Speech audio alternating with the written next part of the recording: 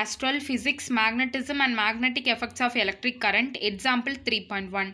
The horizontal component and vertical component of Earth's magnetic field at a place are 0.15 Gauss and 0.26 Gauss respectively.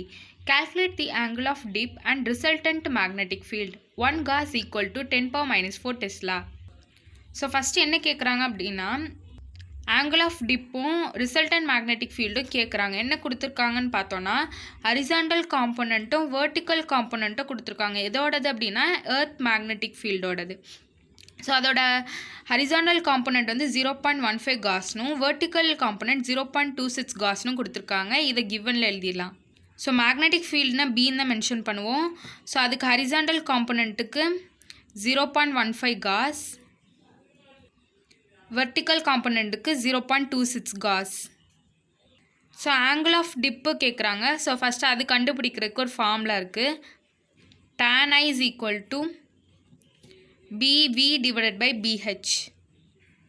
அதாவது magnetic field vertical component divided by magnetic field at horizontal component.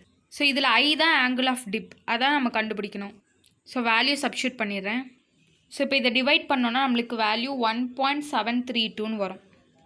So tan I is equal to 1.732. இப்போ tan இந்த side கொண்டு வந்துடலாம். அப்போ tan இன்வர்ஸ்னு வரும். அப்போ tan inverse 1.732. So 1.732 பதிலாக நம்ம எப்படி எழுதிக்கலாம்னா tan இன்வர்ஸ் √3ன்னு எழுதலாம். ஏன்னா நம்மளுக்கு தெரியும் √3யோட வேல்யூ தான் 1.732. ஸோ அப்போ டேனில் எந்த ஆங்கிளில் √3 வருதுன்னு பார்க்கணும். ஸோ அப்போது நம்ம டேனில் 60 டிகிரி தான் √3 வரும். அப்போ I is equal to 60 degree. இதான் ஆங்கிள் ஆஃப் டிப்போட வேல்யூ. அடுத்து என்ன கேட்குறாங்கன்னா ரிசல்டன்ட் மேக்னெட்டிக் ஃபீல்டு கேட்குறாங்க. ஸோ ரிசல்டன்ட்னாலே √BV² ப்ளஸ் BH². அதாவது இங்கே 2 காம்போனண்ட்டாக ஆட் பண்ணுற மாதிரி வரும். ரூட்டில் 2 காம்போனண்ட்டையும் ஸ்கொயர் பண்ணி ஆட் பண்ணணும். இதான் ரிசல்டன்ட். வேல்யூ சப்ஸ்டியூட் பண்ணுறேன். ஸோ இதை ஸ்கொயர் பண்ணி திருப்பி ஆட் பண்ணி ஸ்கொயர் ரூட் எடுக்கணும். ஸோ அப்போ நம்மளுக்கு வேல்யூ வந்து 0.3ன்னு வரும்.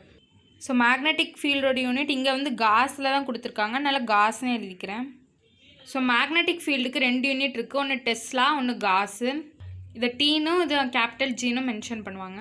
ஸோ ஆங்கிள் ஆஃப் டிப்பும் ரிசல்டன்ட் மேக்னெட்டிக் ஃபீல்டும் கேட்குறாங்க. ஆங்கிள் ஆஃப் டிப் வந்து கண்டுபிடிச்சிட்டு அதேமாதிரி ரிசல்டன்ட் மேக்னெட்டிக் ஃபீல்டும் கண்டுபிடிச்சிட்டோம்.